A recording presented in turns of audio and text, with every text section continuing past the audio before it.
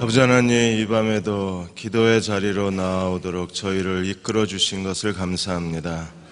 사탄은 끊임없이 우리의 기도의 걸음을 막고 기도하지 못하도록 우리를 혼란스럽게 하지만, 그럼에도 성령과 함께 이 자리에 기도의 헌신의 자리로 저희를 데려와 주신 것을 감사합니다. 성령의 능력을 옷 입혀 주옵소서. 기도의 능력을 더하여 주셔서 이 밤 주의 이름으로 전심을 다하여 주의 말씀을 따라 기도할 때 하나님께서 기적을 행하시고 하나님의 기이한 일들을 종들에게 보게 하여 주시고 하나님의 뜻을 순종케 하시고 주의 일에 더욱 충성된 종들로 주 앞에 세워 주옵소서. 예수님의 이름으로 간절히 기도하옵나이다. 아멘. 네, 제가 굉장히 잘못하고 있는 듯한 자책감이 듭니다. 계속 기도하는 사람들이 줄어들어 가니까. 그래도 와주셔서 감사드립니다. 소리 조금만 조정해 주실래요? 우리 오늘은 사무엘하 8장 말씀입니다.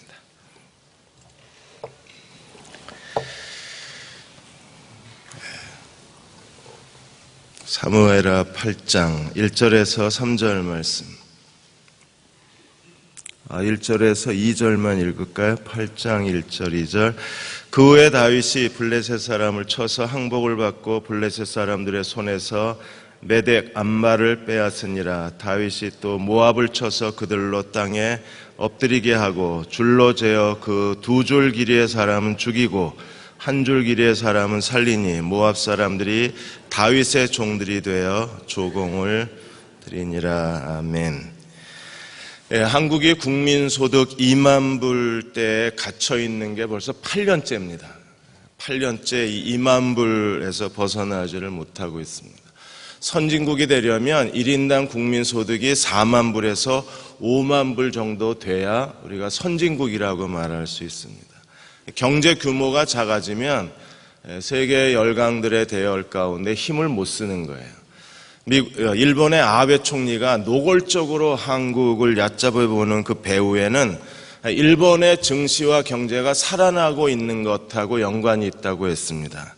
일본 증시는 51년 만에 아주 폭발적 상승을 했는데 한국 경제는 제자리 걸음을 하고 있으니까 결국에 이 경제 비교에서 아베가 일본을 얕잡아 볼 수도 있다고 했습니다. 박근혜 대통령이 2만 불 소득에서 탈출하기 위해서 세 가지 기둥을 제시를 했습니다. 비정상의 정상화, 창조경제, 그리고 내수의 활성화. 그런데 이 박근혜 대통령의 플랜이 작동이 되지를 않고 있는 거예요. 왜냐하면 이 증시와 부동산 경기가 살아나야, 그래야 경제가 살아나는데 이게 얼어붙어서 꼼짝도 하지를 않고 있는 겁니다. 하나님께서 아브라함을 통해서 하나님이 가나안 땅을 약속의 땅으로 주시겠다고 하셨어요. 그리고 모세를 통해서 다시 그 언약을 반복하시고 여호수아가 하나님이 약속하신 가나안 땅을 정복하려고 했는데 가나안 땅 정복이 끝나지가 않은 겁니다. 몇백 년의 역사가 지나갔는데도 가나안 땅은 여전히 다 정복하지 못하고 남아있는 거예요. 그러니까 사사시대를 거쳐서 왕정시대로 바뀌고 초대 임금 사울을 왕으로 세웠는데도 하나님이 아브라함에게 약속하신 언약의 땅이 아직도 정복이 되지 않고 있는 겁니다. 하나님께서 오늘 8장에서 다윗을 통해서 마침내 하나님의 언약의 땅이 완전히 정복이 돼요. 우리는 다윗이 헤브론에서 유다 왕으로 7년 반이었다가 이스라엘 12지파에 35만의 사람이 오고 이스라엘 장로들이 다윗을 추대해서 온 이스라엘의 왕으로 세웠습니다. 그리고 다윗성을 짓고, 그리고 지난주에 다윗이 그 예루살렘에 하나님의 언약궤를 가져오므로 이제 시온성, 예루살렘성, 하나님의 도성, 이스라엘 왕국의 면모가 갖추어진 거예요. 그런데 이제 하나님의 언약궤, 하나님의 성전 건축이 눈앞에 있지만 아직도 언약의 땅 정복이 끝나지가 않은 겁니다. 한국이 2만 불 국민소득에서 탈출을 못하는 것처럼 그동안에 하나님이 족장시대, 사사시대, 왕정시대로 바뀌었는데도 하나님의 언약의 땅을 정복을 못한 거예요. 그런데 여기 다윗이 하나님의 합한 자가 되어서 하나님이 다윗이 어디로 가든지 이기게 하심으로 말미암아 오늘 8장에서 하나님이 약속하신 땅의 대부분을 다 정복을 합니다. 그래서 오늘 8장에 두 번이나 다윗이 어디를 가든지 여호와가 이기게 하시니라가 두 번이 반복이 돼요. 8장 6절에 보시면 하반절에 다윗이 어디로 가든지 여호와께서 이기게 하시니라. 그리고 14절에 하반절에 다윗이 어디로 가든지 여호와께서 이기게 하시더라. 하나님이 필요로 하신 사람은 바로 다윗과 같은 사람이었어요. 뛰어난 전쟁 영웅, 뛰어난 하나님의 여호와의 전쟁의 전략가. 이 다윗을 하나님께서 어디로 가든지 이기게 하심으로 말미암아 하나님이 아브라함을 통해서 언약하신 대부분의 땅이 다 정복이 되고 이제 하나님의 언약의 땅이 완전히 예언이 성취가 되는 거예요. 오늘 밤 나와서 기도하시는 여러분도 다윗처럼 이 시대에 쓰임받는 종들이 되시기를 축원합니다.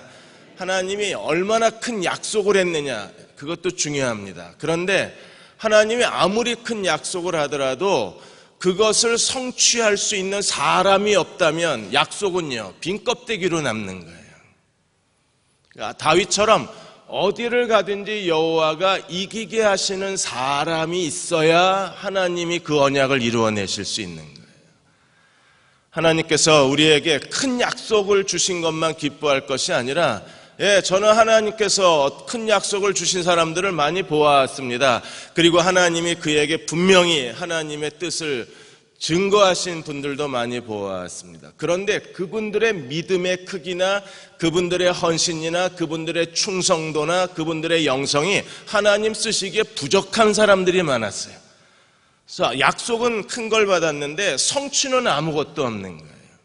하나님의 아브라함과 이삭과 야곱 그리고 모세, 여호수아 하나님이 여기까지가 너희 땅이다. 내가 여기까지 이미 너희에게 주었다. 그런데 그 약속이 다윗 시대에 가서 이루어지는 거예요. 다윗이 어떤 사람이었기 때문에 어디를 가든지 여호와가 이기게 하실 수 있는 사람이었기 때문에. 사랑하는 여러분, 여러분도 하나님이 어디를 가든지 형통케 하시는 사람이 돼야 합니다. 그래야 나를 향한 하나님의 계획이 이루어지는 거예요. 코카콜라 제조 비법이 1886년에 이게 제조가 돼서 무려 128년 동안 이 비법이 공개가 되질 않았습니다.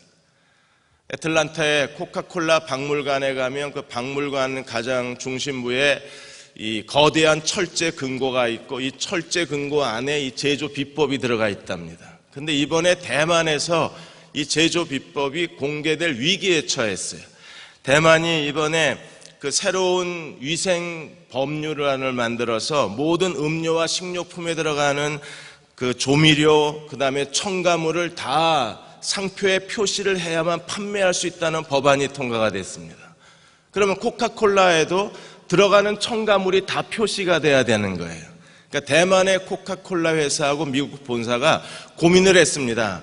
이 첨가물을 다 공개해야 되냐 아니면 대만 시장을 철수해야 되냐 고민을 하고 있었는데 외국 기업들이 반발함으로 말미암아 이게 다 그 첨가물이 들어가면 기업의 비밀이 공개가 되는 건데 우리는 이것에 따를 수 없다. 그래서 외국 기업들을 면제시켜주는 바람에 비법 공개가 안 됐습니다.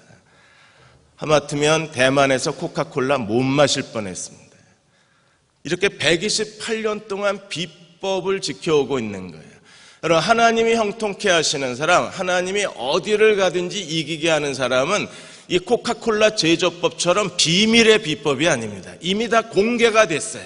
누구를 통해서요? 다윗의 생애를 통해서 하나님이 이걸 다 우리 앞에 공개시켜 놓으셨습니다.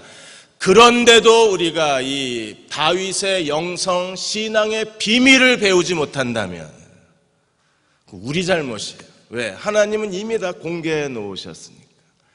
오늘 8장에 모두 5가지 전쟁이 기록되어 있는데 이 5가지 전쟁을 기록한 이유가 아브라함의 그 언약을 이루게 하심이라 발람의 예언을 이루게 하심이라 하나님께서 선지자를 통해서 예언하신 그 예언이 그대로 이루어진 전쟁의 승리가 오늘 이 5가지 전쟁이에요. 제일 먼저 8장 1절에 보시면 블레셋과의 전쟁에서 8장 1절에 그 후에 다윗이 블레셋 사람을 쳐서 항복을 받고 블레셋 사람의 손에서 메덱 암마를 빼앗으니라. 이 메덱 암마가 뭐냐? 이 메덱 암마라는 말이 어머니의 굴레, 어머니의 울타리라는 말입니다. 그러면 블레셋의 어머니, 한 나라의 어머니라고 그러면 그 나라의 수도를 얘기합니다. 그러면 블레셋 5개 방백 가운데 블레셋의 어머니라고 불리었던 것은 가드였었어요. 그러면 이 가드가 어머니면 그 둘레 울타리에 있는 나라는 그 부족 도시는 나머지 4개의 부족 도시입니다. 가드를 중심으로 해서 가사, 아스돗, 아스글론, 에글론 4개 부족 도시예요. 여러분 적어도 대응 침례교회 교인은 이 정도 상식은 갖고 살아야 됩니다. 블레셋은 5개 연합국가 도시다. 성경 퀴즈 대회 때 이거 나옵니다. 가드가 어머니면 가드의 그 어머니의 울타리는 4개의 부족 국가 도시다. 그러면 메덱 암마를 빼앗았다는 것은요, 그렇게 오랫동안 사울 시대에 사울을 괴롭히고 이스라엘 괴롭혔던 블레셋 온 땅을 다윗이 정복했다. 하나님이 다윗 때에 가서 블레셋을 완전히 정복하게 하신 겁니다. 그래서 역대상 18장 1절에도 하나님께서 역대상에 기록하기를 하나님이 다윗의 승리를 통해서 블레셋을 정복하셨다고 증언하고 있는 거예요.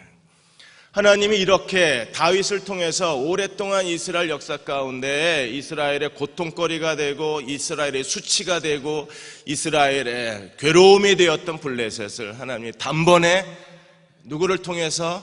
다윗을 통해서 정복해내신 거예요.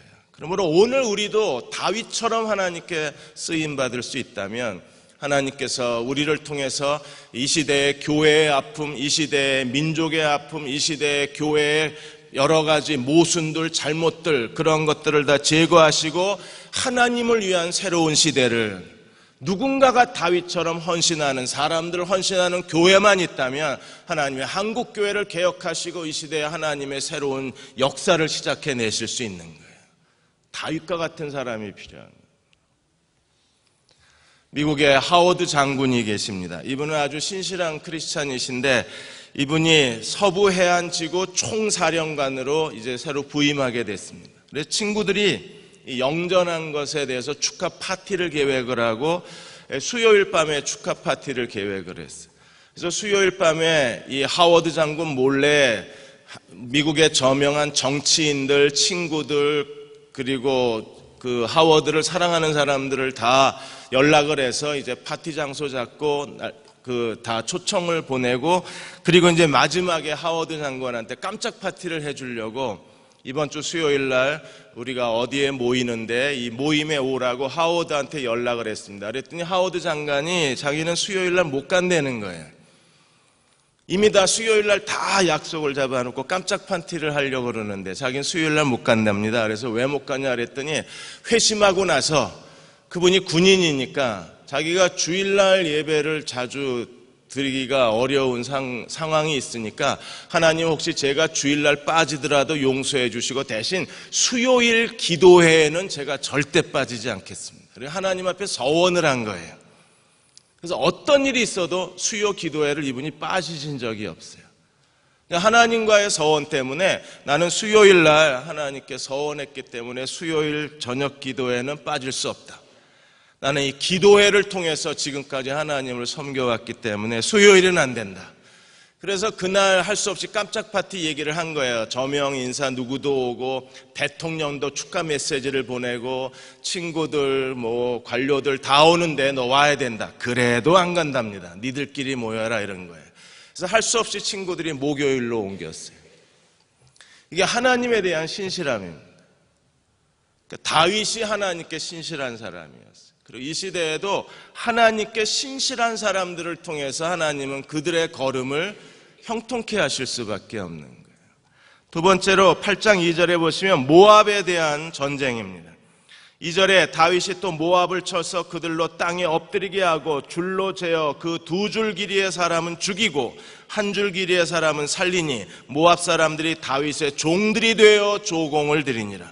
그럼 모압은 한때 다윗이 사울을 피해서 도피했을 때 사울을 도와주었던 사람들이 모압 족속입니다. 그리고 다윗은요, 모압의 피가 흐르고 있고요. 그런데 어떻게 다윗이 이렇게 모압 족속에 대해서 잔인한 살해를 할 수 있는가 충격을 받는 분들이 계십니다. 아마도 다윗을 도왔던 왕이 폐위를 당하고 새로운 모압 왕조가 일어났는데 이 새로운 모압 왕조가 다윗과 이스라엘을 크게 괴롭혔을 것으로 추정을 하는 거예요.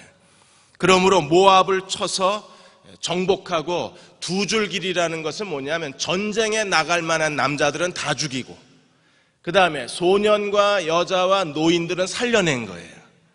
왜 이렇게 했습니까? 모압이 다시는 이스라엘을 함부로 이스라엘에 대해서 공격하지 못하게 공격할 만한 잠재 인력을 다 제거하고 그리고 더 이상 이스라엘을 함부로 넘보지 아니하도록 어린아이들과 여자와 노인들만 살려준 거예요. 이러한 모압의 정복을 통해서 하나님이 무엇을 이루셨습니까? 우리가 민수기 24장에 보시면 발람의 예언이 그대로 이루어져서 모압이 결국에 이스라엘에 정복당하고 이스라엘에 조공을 바치는 식민지가 되어버리고 마는 거예요. 한때 이스라엘 백성들을 음행하게 했던 발람 사건으로 말미암아 하나님께서 모압의 멸망을 예언하셨는데 이 예언이 다윗 시대에 이루어진 겁니다. 오늘도 하나님께서는요, 다윗처럼 충성된 사람을 찾으실 수만 있다면, 다윗처럼 하나님 앞에 온전히 무릎 꿇는 사람을 찾으실 수 있다면 하나님은 이 시대를 향한 하나님의 예언의 성취를 이루어 가실 것이고 이 시대에 복음의 능력을 회복하실 것이며 이 시대에도 하나님께 쓰임받길 원하는 갈망하는 사람들이 있다면 그들의 삶과 헌신과 교회를 통해서 하나님은 복음을 땅끝까지 증거하는 일을 완수해내실 것입니다. 하나님은 온 땅을 두루 감찰하셔서 전심으로 자기를 향하는 자를 찾고 계신 거예요. 그들은 어떤 사람들입니까? 하나님께 충성된 세대를 이루어가는 사람들입니다. 오늘 밤 나오신 여러분들이 이 시대 가운데 하나님의 충성된 세대를 이루어 가시기를 주의 이름으로 축원합니다. 그들을 찾으시면 하나님은 약속하신 말씀에 한 글자 한 글자를 다시 회복해내시고 이 시대에 성취하시고 진정한 하나님의 나라가 이 땅에 임하게 하여 주실 거예요.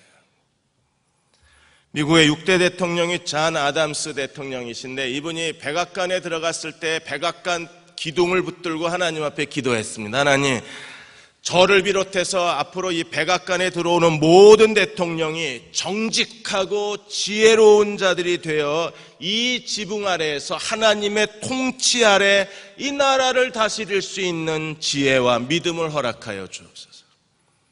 백악관은요, 하나님의 통치 아래 있어야 돼요. 백악관은요, 그 안에 들어있는 사람이 하나님의 도구여야만 합니다. 백악관에 거주하는 사람들은 하나님 앞에 정직하고 지혜로운 사람이 돼야 합니다. 왜요? 그래야 하나님의 뜻대로 하나님의 계획을 이 땅에 성취해 갈 수 있기 때문에. 그리고 이 잔 아담스는요, 매일같이 백악관에서 하나님 말씀을 읽고 그 말씀을 통해서 하나님을 섬겼던 사람입니다.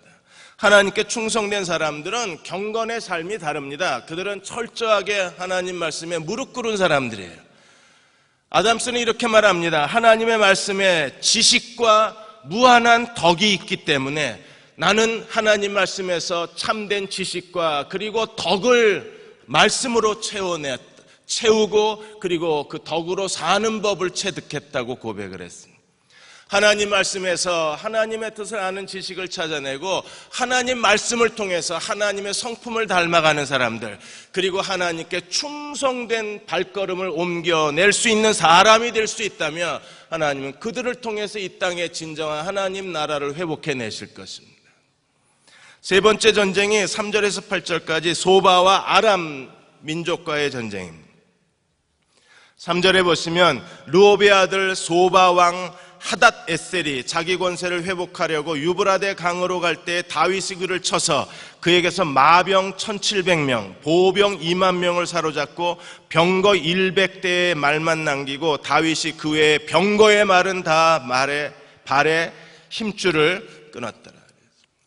그래서 소바 왕, 이게 유브라데 지역에서 그 활동했던 유브라데의 강한 소국 중에 한 나라가 이 소바였었는데 우리가 10장에 보시면 왜 소바가 다윗을 침략해 왔는지 그 이유를 설명해 주고 있어요. 10장에 보시면 다윗이 암몬 족속과 전쟁을 했었을 때 이 암몬 족속을 도우러 소바 왕이 내려왔었습니다. 그러다 크게 패전을 하고 그 패전 때문에 소바 왕이 다시 하닷 에셀이 2차 전쟁을 치른 거예요. 한 번 진 거에 대해서 체면을 구겼으니까 자기의 권세, 자기의 능력을 보여주려고 한 번 더 다윗을 침략해 왔는데 이번에 2차 전에서 다윗이 소바 왕 하닷 에셀을 완전히 전멸시켜 버린 겁니다.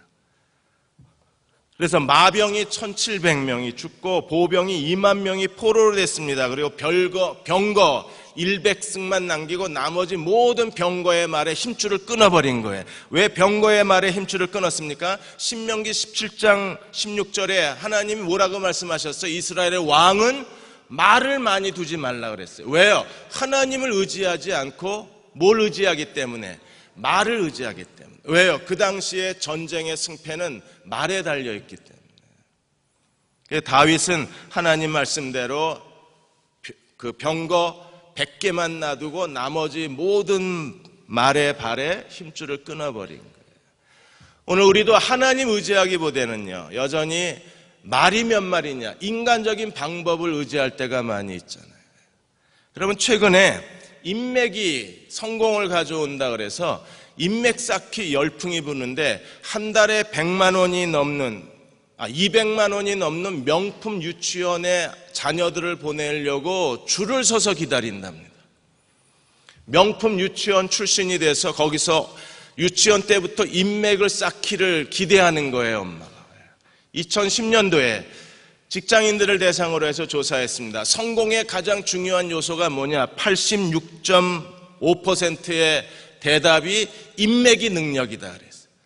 그러니까 사회생활 하다 보니까 인맥이 없으면 능력이 있어도 성공하지 못한다는 이 좌절감 때문에, 인맥에 대한 스트레스 때문에 아예 자녀들을 어려서부터 명품 유치원에 보내는 거예요.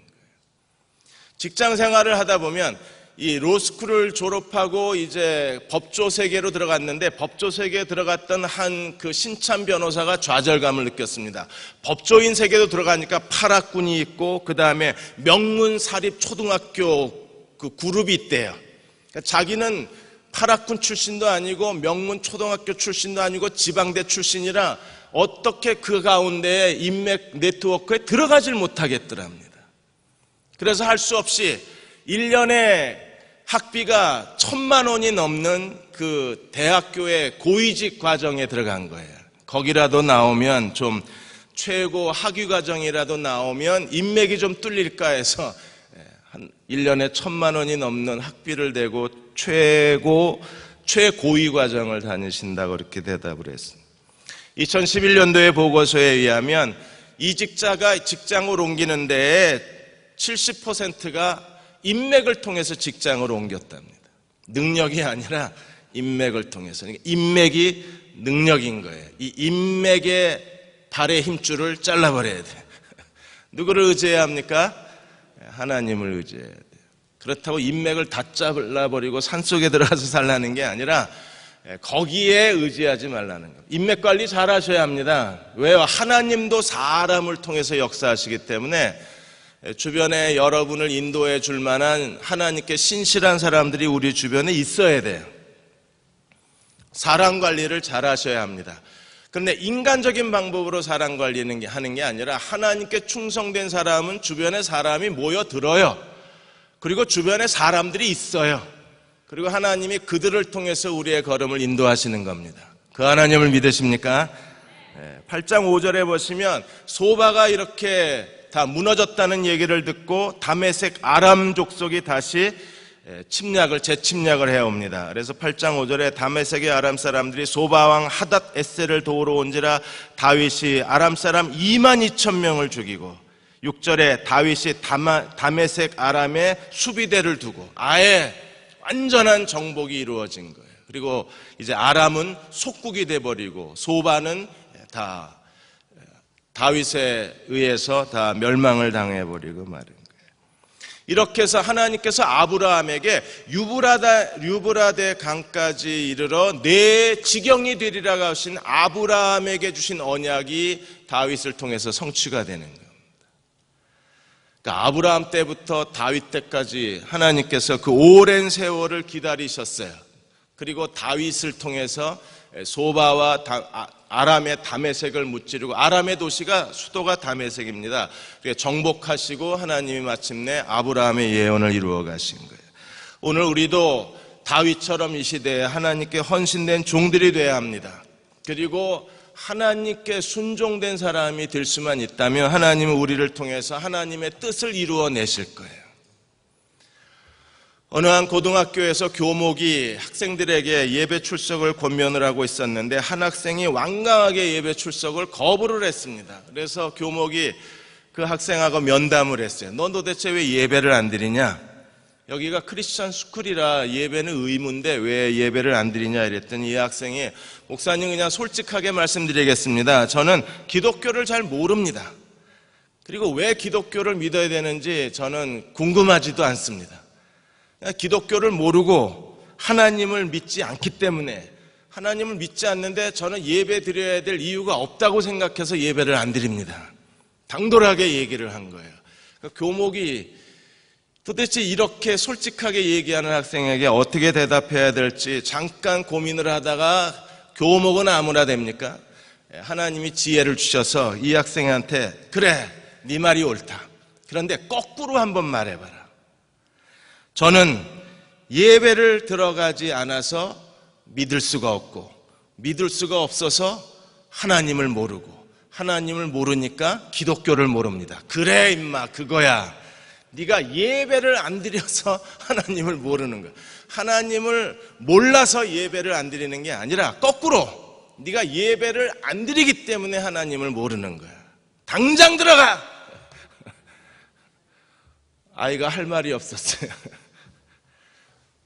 우리가 하나님 앞에 하나님을 예배해야, 성실하게 예배드려야 될 이유가 여기에 있어요, 여러분. 여러분들이 매주 습관적으로 예배드리고, 어떤 예배에는 은혜 받고 어떤 예배는 졸다 갈지 모르지만, 졸다 가셔도 은혜입니다.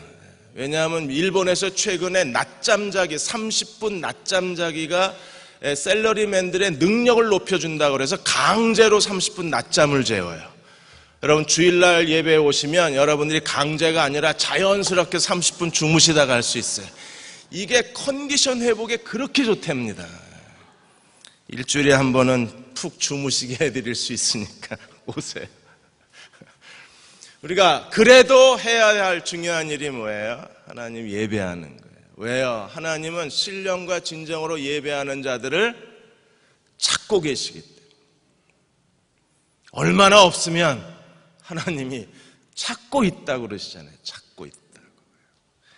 자, 오늘도 하나님 앞에 성실과 진정으로 예배하는 종들이 되셔서 여러분들이 하나님의 뜻을 알고 하나님의 뜻을 아는 것만큼 하나님께 헌신되고, 그로 인하여 하나님의 뜻이 이루어지시는 종들이 되시기를 축원합니다.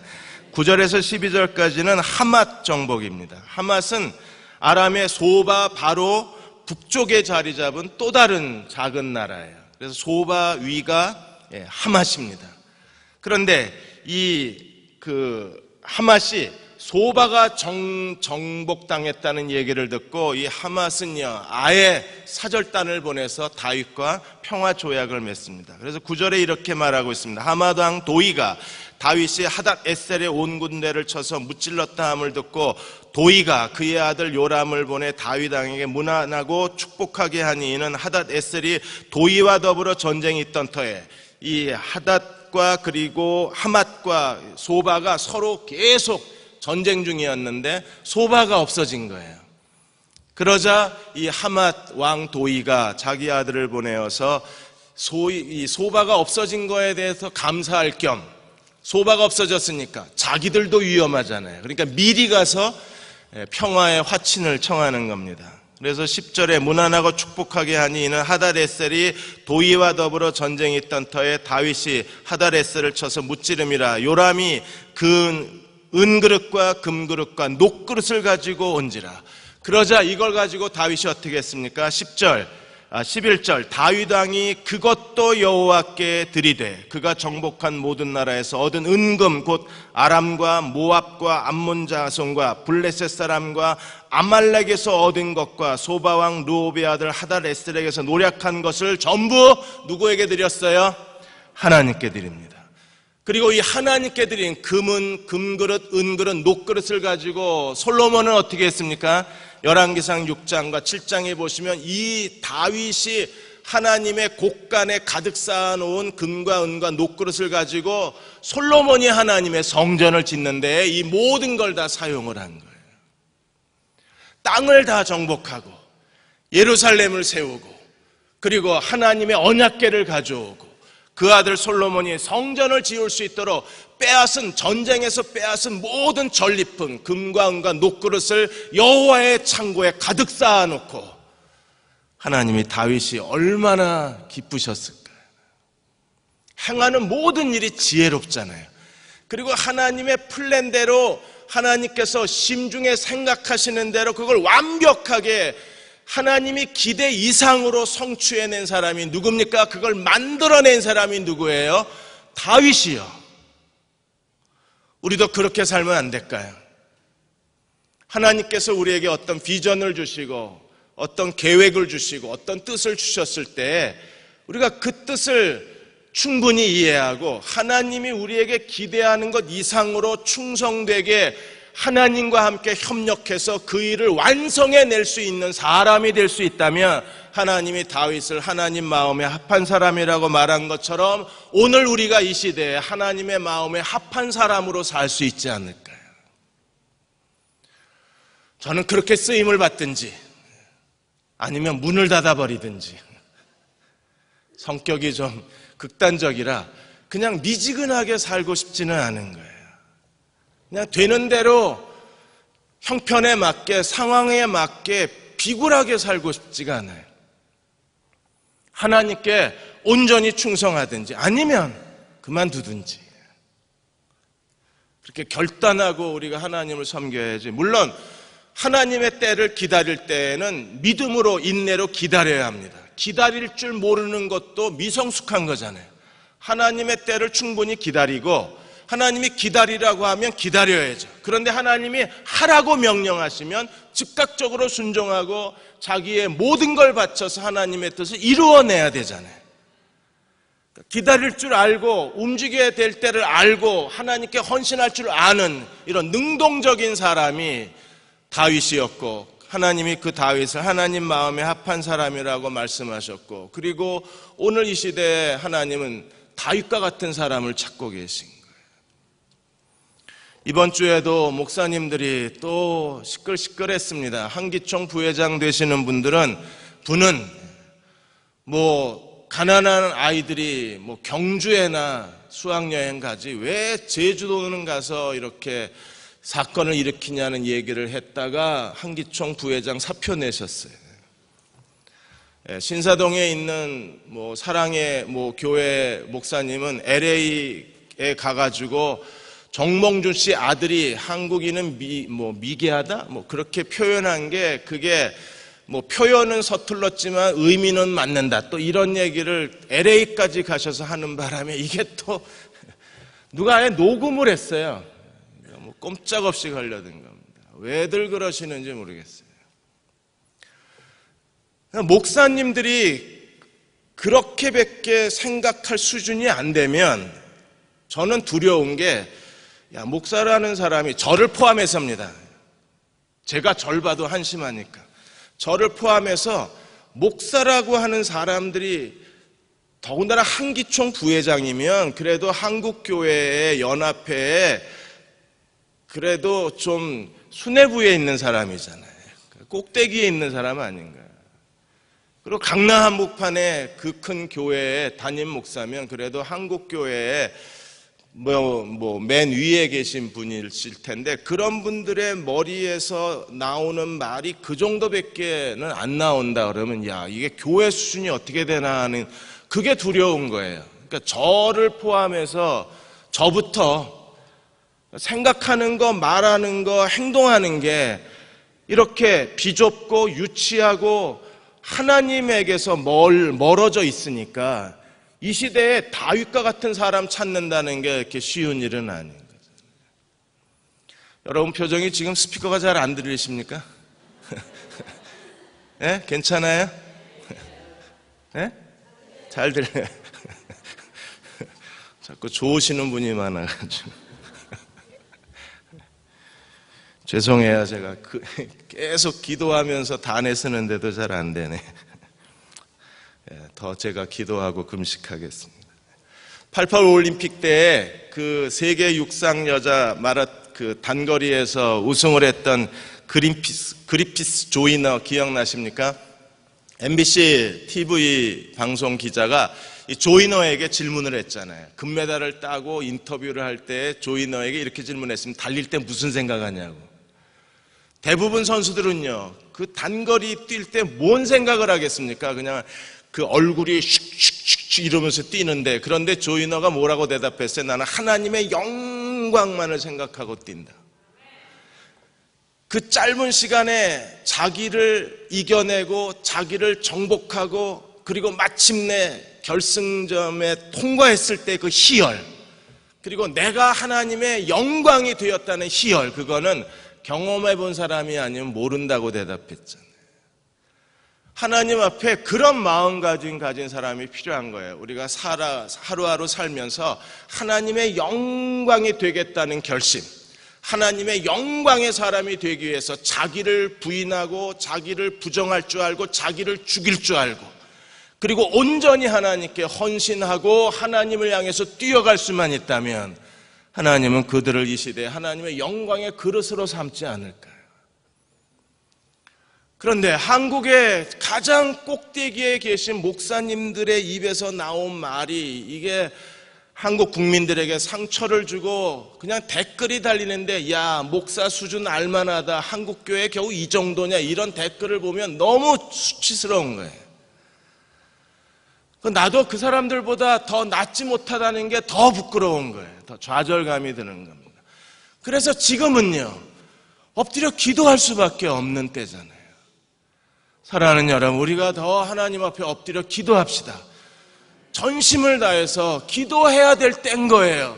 그리고 이 모든 유치함과 이 미지근함, 이 나태함을 벗어버리고 지금 우리는요, 다윗처럼 하나님의 손에 붙들림 바 되어서 하나님께 쓰임받을 사람이 되어야만 돼요. 우리 자신을 위해서도 그렇고 이 시대를 위해서도 그렇고 우리 자녀들을 위해서도. 다윗은요, 모압을 정복하고 암말렉을 정복하고 암몬을 정복하고 블레셋을 정복하고 유브라데강 지역의 모든 도시국가들을 정복하고 거기서 얻은 금과 은과 녹그릇을 하나님의 전에 바치고 그 하나님께 바친 것을 솔로몬은 가져다가 하나님의 성전을 짓고, 이게 얼마나 영광스러운 일인가요? 그리고 13절 14절에서는 다섯 번째 전쟁 에돔의 정복이 이어져 가고 있습니다. 13절에 다윗이 소금 골짜기에서 에돔 사람 18,000명을 쳐 죽이고 돌아와서 어떻게 됐어요? 명성을 떨치니라. 하나님의 승리, 하나님의 능력, 그리고 하나님의 영광을 보여준 사람들은 이 시대에서 명성을 얻으니라. 그 이름을 하나님이 사람들에게 크게 존귀케 하시고 그 이름을 높이시고 그 이름을 유명케 하시는 거예요. 대흥교회 여러분의 가정에서도 하나님이 다윗과 같은 자녀들을 두셔서 그들이 하나님께 헌신하고 하나님의 명성을 얻는 자녀들을 주시기를 주의 이름으로 축원합니다. 그렇게 하나님께 형통한 가정이 돼야 돼요. 믿음의 가정이 돼야 합니다. 하나님 마음에 합한 사람으로 우리가 살아야 되는 거예요. 그래야 하나님이 이 시대에 다윗을 일으켜낼 수가 있는 거예요. 그렇게 되면 하나님께서 그 영광으로 하나님의 땅, 언약의 땅을 확보해내시고 언약의 땅을 정복해내시고 하나님이 언약의 땅을 지켜내시는 거예요. 어떻게 지키셨습니까? 14절에 다윗이 에돔의 수비대를 두되 온 에돔의 수비대를 두니 에돔 사람이 다 뭐가 됐어요? 다윗의 종이 됐습니다. 그리고 어떻게 됐습니까? 다윗이 어디로 가든지 여호와께서 이기게 하시니라. 두 번이나 반복을 하는 거예요. 왜요? 하나님이 승리를 주실 만한 사람이었기 때문에 하나님이 무능력하신 게 아니고 하나님이 인색하신 게 아니고 하나님의 사람을 가리시는 게 아니라 하나님이 사람을 편애하시는 분이 아니잖아요. 만일에 다윗처럼 하나님께 충성될 수만 있다면 하나님은 지금도 어디를 가든지 우리를 이기게 하지 않으실까요? 우리가 준비가 안 되고 우리가 하나님 마음에 합하지 못하고 우리가 하나님을 기쁘시게 하지 못하고 우리가 하나님께 쓰임받으려고 하는 갈망이 없는 거지 하나님이 우리를 편애하시는 게 아니잖아요. 하나님의 뜻이 아니기 때문에 하나님이 우리를 내버려 두시는 게 아니잖아요. 모든 것이 다 어디로부터 시작해야 합니까? 우리 자신으로부터 시작해야 되는 거예요. 우리가 준비되면 그럼 하나님은 능력을 베풀기 시작하시고 우리가 하나님께 헌신하면 하나님은 우리를 통해서 그의 기적을 일으키시고 뜻을 이루어 가시고 하나님의 계획을 성취해 가지 않으실까요? 그런데 우리는요 아직까지 자기의 관점에서 못 벗어나고 있는 거예요. 하나님의 관점에서 나를 보고 우리가 더 하나님 앞에 무릎을 꿇어야 돼요. 그래야 하나님께서 이 시대에 몇몇 사람이라도 얻어내시고 그 몇몇 사람들을 통해서 하나님의 새로운 시대를 만들어 가실 수 있는 거예요. 어느 한 교회 성가대에서 노래는 못하는데 정말 열심인 분이 한 분이 계셨습니다. 근데 이분하고 성가대가 노래를 하면 이 사람 때문에 노래를 망치니까 지휘자도 고민이고 성가대장도 우리 교회 아니에요. 성가대장도 고민하고 주변 사람들도 도대체 이 사람 때문에 같이 노래를 못 하겠는 거예요. 그래서 고민하다가 어느 날 목사님한테 가서 얘기를 한 겁니다. 목사님, 이 사람이 열심은 있는데 정말 노래가 이게 박치에다 음치에다가 도대체 이 사람이 왜 성가대에 왔는지 우리가 너무 괴로우니까 목사님이 면담을 하셔서 성가대 그만두고 어디 다른 데로 가라고 좀 해주시기 바란다. 그래서 목사님이 이분을 만났어요. 그래서 만나가지고 이렇게 저렇게 얘기하다가 몇몇 성가대원이 당신이 성가대에 있는 걸 불편하고 거북해하는데 당신이 성가대 그만뒀으면 좋겠다고 그런다. 그러니까 이분이 몇 사람이나 나를 싫어하느냐고 한 5-6명이 되는 것 같다고. 그럼 괜찮대 그 정도면. 그래서 왜 그러냐 그랬더니 목사님 설교 싫다는 사람은 100명도 넘는데 목사가 벤통당한 거예요. 교인들이 자기를 싫어할 거라고는 목사도 모르는 거예요. 그래서 그분하고 상담하고 목사님이 난 설교를 열심히 한다고 생각했는데 내 설교를 싫어하고 있다는 얘기가 교인들끼리는 하는 거구나. 그걸 알고 이분이 너무 충격을 받으신 거예요. 여러분, 우리도 그래요. 자기가 자기를 볼 때는 이렇게 신앙생활하면 괜찮겠지 하는 착각에 빠집니다. 근데 지금 우리가 비교해 보아야 될 사람은 누구예요? 다윗, 언약궤, 예루살렘, 그리고 아람과 모압과 암몬 족속의 정복, 블레셋 정복, 그리고 마침내 아브라함의 언약, 모세의 언약, 여호수아의 언약을 완벽하게 성취해낸 그 사람, 어디를 가든지 이기게 하실 수밖에 없는 하나님의 사람, 거기까지 우리는 가야 돼요. 그래야 하나님이 이 시대에 우리를 형통케 하는 사람으로 쓰실 수 있기 때문에 15절에서 18절까지는 그 다윗의 사람들, 다윗의 리더십, 다윗의 정부, 박근혜 대통령이 이번에 국무총리를 새로 선임을 하셨는데 이제 국회 청문회를 통과해야 되지만 정부의 사람들처럼 중요한 게 없잖아요. 근데 오늘 15절부터 그 다윗이 온 이스라엘을 다스려 다윗이 모든 백성에게 정의와 공의를 행하면서 요압이 군사령관이 되고 여호사밧은 사관이 되고 그 다음에 아비아달의 아들 아히멜렉은 제사장이 되고 스라야는 서기관이 되고 여호와의 대화를 분야하는 그렛 사람과 블레셋 사람을 관할하고 왕명 수행자가 됐다는 소리예요. 다윗의 아들들은 뭐가 됐습니까?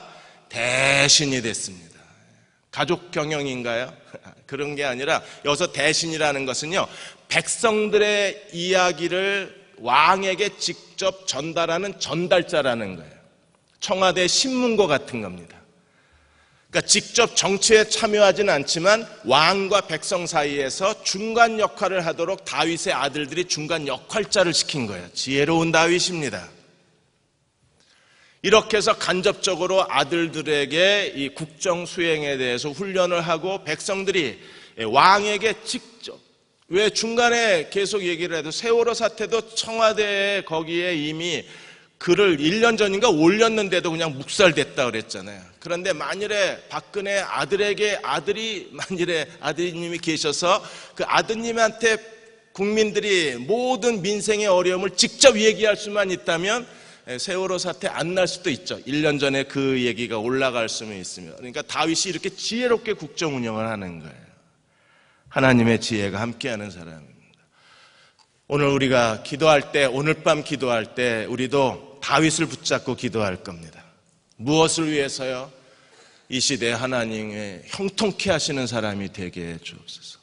다윗은요, 2번이나 여호와가 가는 곳마다 이기게 하셨다 그랬어요. 형통케 한다는 게 지갑이 두둑해진다는 게 아닙니다.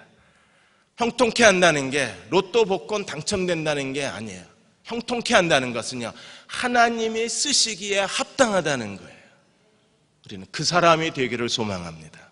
이것을 붙들고 기도하는 이 밤이 되시기를 주의 이름으로 축원합니다. 기도하겠습니다.